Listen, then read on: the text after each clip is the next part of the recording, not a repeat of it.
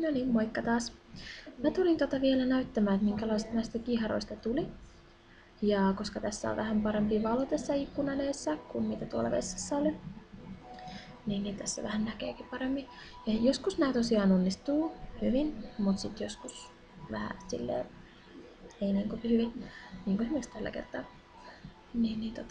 Mutta ei se sillain nyt haittaa kauheasti, että kun mä kuitenkin vaikka mä nyt highlightankin hiukseni joka päivä, tai ainakin lähes joka päivä, niin kyllä mä silti haen täältä jotain semmoista luonnollisuutta, että vaikka multa löytyykin tämmöistä paranneltuja juttuja tästä ulkonäöstä. No ei nyt ehkä ihan niin paljon kuin Johanna Tukiaiselta, mutta kuitenkin en mä nyt hae semmoista luukkia,